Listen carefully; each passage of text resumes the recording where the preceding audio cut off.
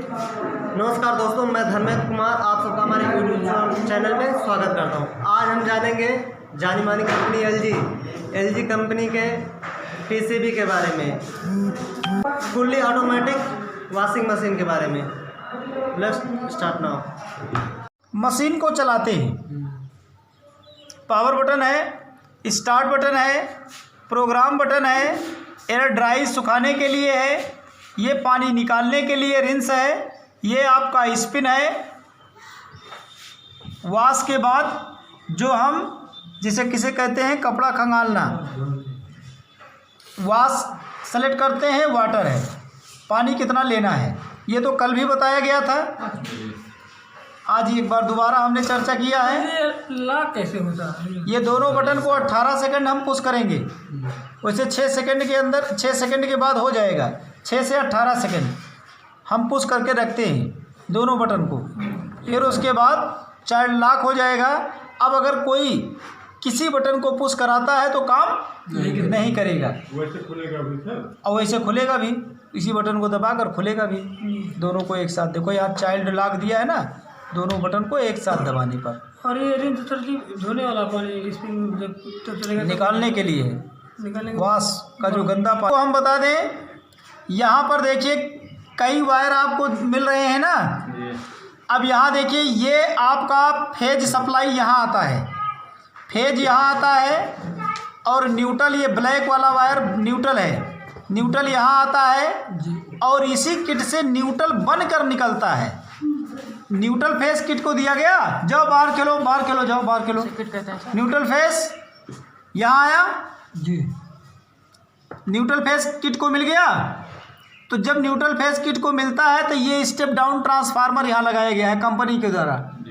ये step down transformer है, इसकी विशेषता क्या है कि ये 220 वोल्ट एसी को 12 वोल्ट में कन्वर्ट कराने का कार्य करता है। और यही LM7805 एक आईसी लगी है जो 5 वोल्ट बनाती है। तो 5 वोल्ट से कम लोड पर कार्य करने वाले छोटे कंपोनेंट को सप्लाई दिया गया, डिस्प्ले को सप्लाई दिया गया, ट्रांजिस्टर को सप्लाई दिया गया, समझ गए, आईसी को सप्लाई दिया गया। और 12 वोल्ट की सप्लाई आपकी निकल करके, जैसे यहाँ पर देखिए बर्जर लगा है, बर्जर में चला जाता है 12 वोल्ट की सप्लाई।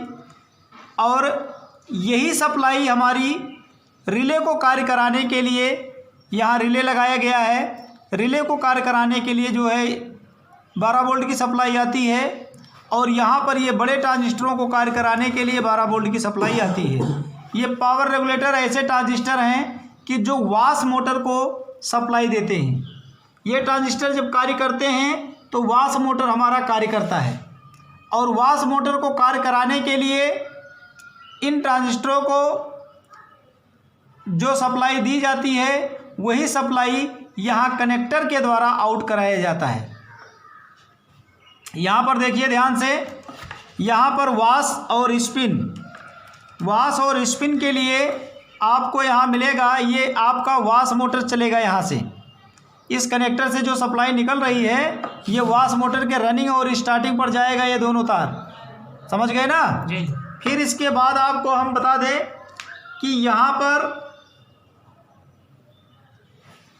ये जो वायर आप सिंगल देख रहे हैं ये पानी वाले मोटर के लिए है, वाटर पंप जो लगा हुआ है उसको फेस सप्लाई ये दे रहा है। और ये दोनों वायर कहाँ जा रहे हैं, बहुत अच्छे, ये ड्रेन मोटर में जाएगा, यहाँ से, समझ गए ना, यहाँ से ड्रेन मोटर के लिए जाएगा, जिससे आपका ड्रेन मोटर चलेगा।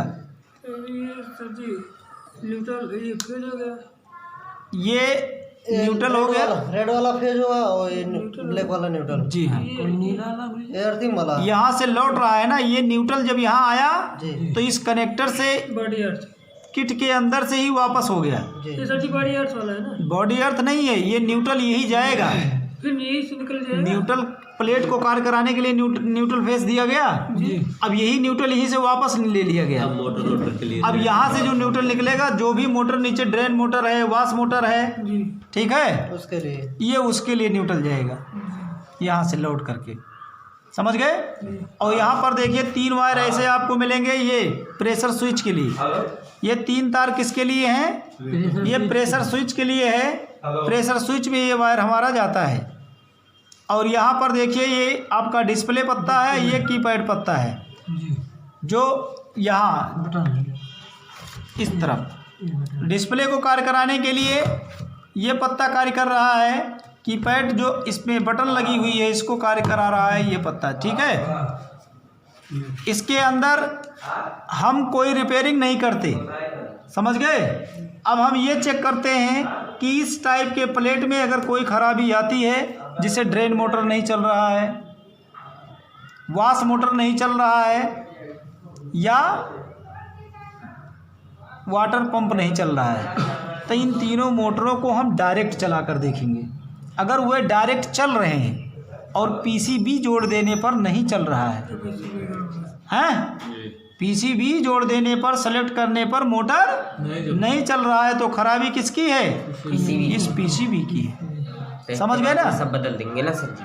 तो सर जी ये बनता इसकी रिपेयरिंग नहीं हो पाती, समझ गए। कंपनी मेड कंपोनेंट्स होते हैं, लॉक कर दिया जाता है। देखिए इसको किस प्रकार से कंपनी ने लॉक किया है, समझ गए। तो इस तरह से रिपेयरिंग के चांस इसमें बहुत ही कम होते हैं, और अगर हम चाहें तो कुछ काम इसमें कर सकते हैं, समझ गए ना, लेकिन बहुत ही कम चांस होते हैं। इसलिए हमें कंपनी द्वारा इसे दूसरा मंगाकर लगाना होता है। कितने का आ जाता होगा सर जी? अभी देखिए दिख रहा है? तो ऐसे कुल निकल जाइए ना, जी नहीं निकली वो ज़्यादा आएगा।